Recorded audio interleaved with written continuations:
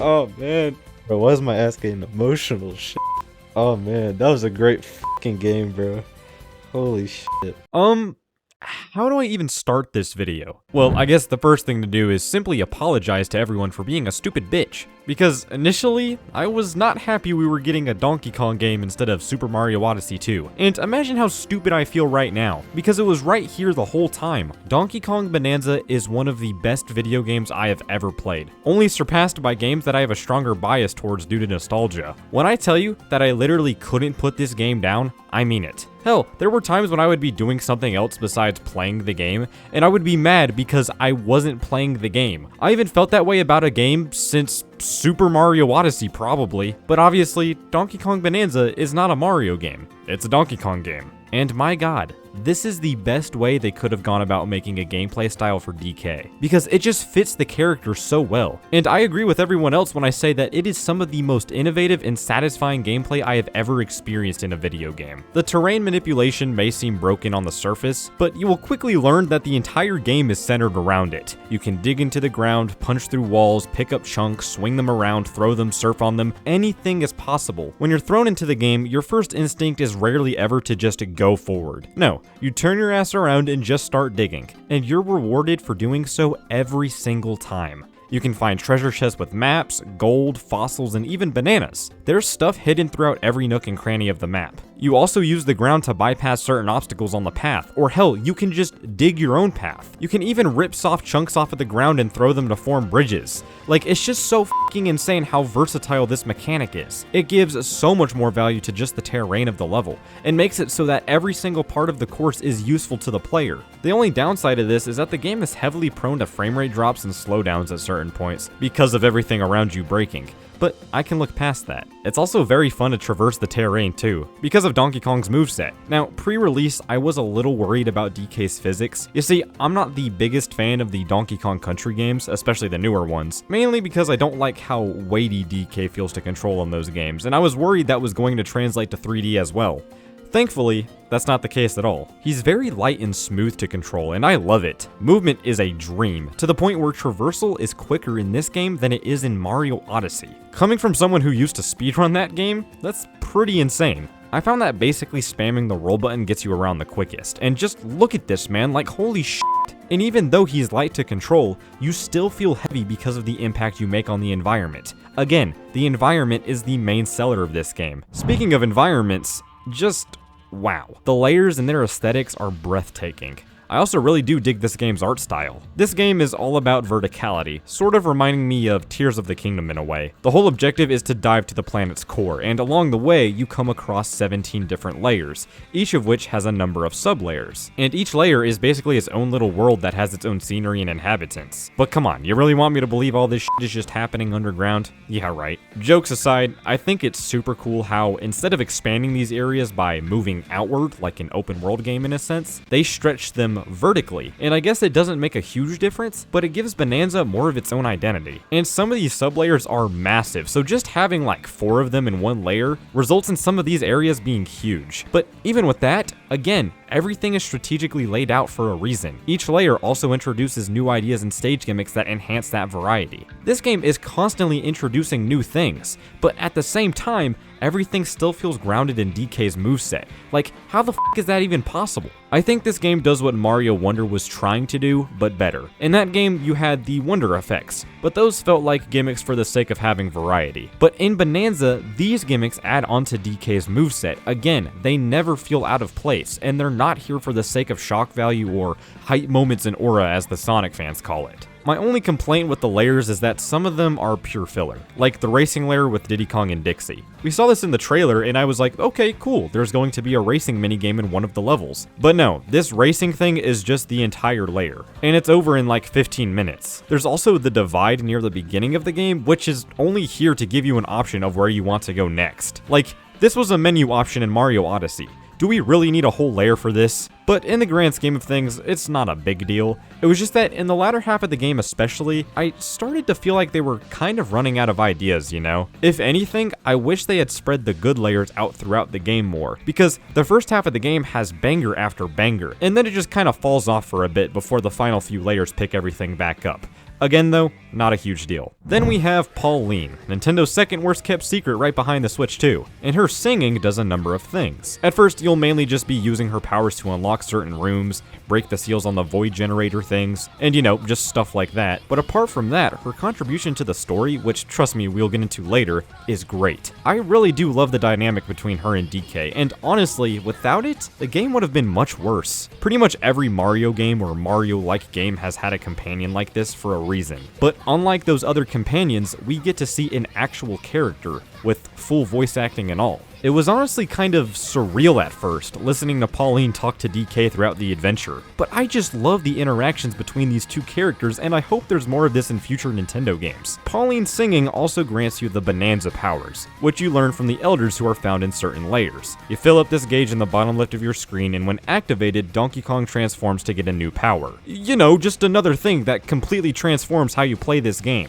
You got Kong, Zebra, Ostrich, Elephant, and Snake, which all give you different abilities when activated. I think my favorite is probably Elephant Bananza because with it, you can basically just generate infinite chunk balls to toss at enemies. Zebra is also pretty cool for quick traversal. I am not a fan of Snake though, just because of how clunky it controls, and I never found the need to stop time. But regardless, I absolutely adore how you unlock all of these different powers that have different abilities, and you can just swap between them on the fly. It introduces so many strategies when overcoming different challenges or solving puzzles, or even defeating certain enemies. The only issue that I have with them is that they're kind of unbalanced. I definitely used Elephant the most because it was the most useful, whereas the Ostrich and Snake were only really useful in sections made specifically for you to use those abilities. A lot of those sections are within the challenge rooms. You got the battle rooms and the course rooms. The battle rooms are all pretty damn easy, all things considered. I do like the combat in this game, and I think it's super satisfying to pull off, but the enemies are super easy to defeat, except for at the very end of the game. This extends to the bosses as well. There were only 2 bosses that I actually struggled with, and both of those were the final 2 bosses of the game. All you have to do is just spam your different Bananza powers, and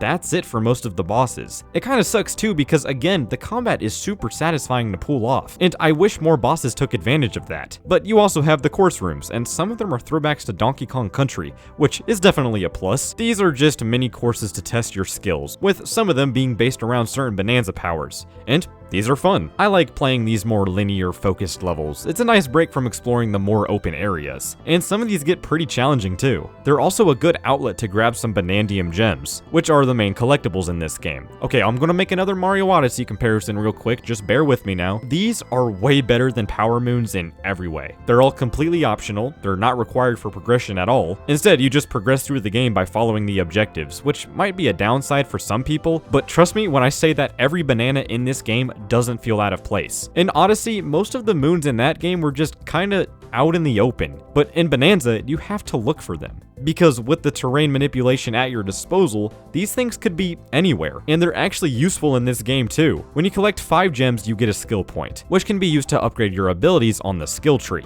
Yes, there is a skill tree in this game, further adding to DK's gameplay. You can upgrade things like your health, your punching power, pretty much anything you could think of. And it's simple to understand too, which is something that a lot of games kind of struggle with if you ask me. You can also get fossils in the ground, and these allow you to unlock outfits for both DK and Pauline. And they're actually useful. Different pieces of clothing upgrade different stats. Like for example, a lot of the Pauline outfits enhance your Bananza powers, yet again enhancing DK's gameplay in yet another way. Before we get to the spoilery stuff, spoilery? Sure, that's a word. I just want to talk about this game's soundtrack because holy shit. The vocal themes have been getting a lot of credit, and rightfully so, but I think the more ambient tracks in this game deserve a lot more praise, like the track that plays each time you're about to dive to a new layer. I'm just a sucker for ambient shit like that. It invokes a perfect sense of mystery, which is fitting considering that you don't know what's down there until you jump in. Or maybe I'm just looking too deep into it, I don't know. And yeah, the vocal tracks are also fantastic. I'm pretty sure the Bananza power themes are just gibberish, either that or they're sung in a language that I don't understand, but they're still insanely catchy. And the game's main theme, Breaking Through, is fantastic. It's such a good encapsulation of everything you experience throughout the game. I don't know what else to say. So now, I think it's a good time to talk about what exactly made this game's ending so good. Huge spoiler warning ahead, by the way. As mentioned earlier, this game is an adventure adventure to the center of the earth to retrieve the Banandium root, which can grant wishes. Donkey Kong wants bananas because he's Donkey Kong, and Pauline wants to get back to the surface to pursue her dream of singing. Oh, and by the way, there's Void Kong who trapped Pauline in a rock because her singing is what opens up the Banandium root or something like that. I don't really remember that whole thing, but yeah. So the game is basically a race to the root. And for a Nintendo platformer story, I think it does more than enough to provide a reason for the things we do in this game. It's a little more complex than just catching the banana thieves this time around, and I definitely appreciate it. Okay, just in case, I'm going to put another big spoiler warning here because shit's about to get crazy. King K. Rool is back. Yeah, I mean, everyone saw it coming, but the fact that he was trapped in the root is just so good. Deep down, we all knew he was in the game somewhere, but they tie him into the plot so well. Then we finally get to the planet's core. While this layer is a little linear compared to previous layers, I think it's a very good test of skill, especially that boss fight against K. Rool. This was the only really difficult fight in the game for me, which is definitely a good thing, by the way. But once you defeat him, DK and Pauline head back up to the surface, and the end. And I can't lie, this fake out ending actually got me.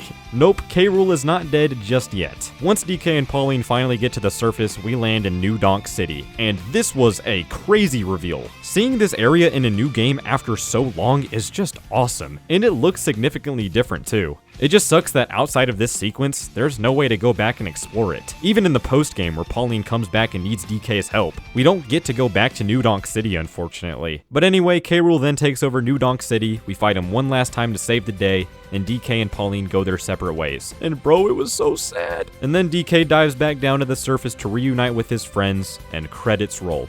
What a fantastic game, man. This truly feels like the culmination of everything Nintendo has done well over the years. It has great level design, intuitive gameplay, fun mechanics, gorgeous set pieces, and even an interesting story with mystery. It checks every single box for me. It's crazy because just a month ago, we were all left kind of disappointed by Mario Kart World and how weak of a game that was after waiting so long for the next Mario Kart game. But with Bananza, I don't feel that way at all. I truly think this game was worth the 10-year wait between Donkey Kong games, and I 100% think it was worth the 8-year wait since Mario Odyssey. If you like 3D platformers and own a Switch 2, hell, if you like video games and you haven't played this game, you're missing out on one of the greatest video games of all time.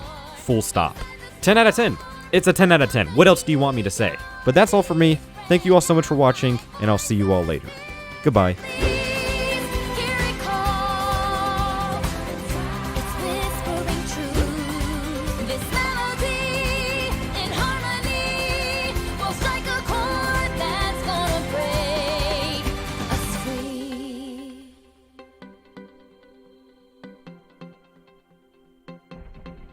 When it all seems so dark.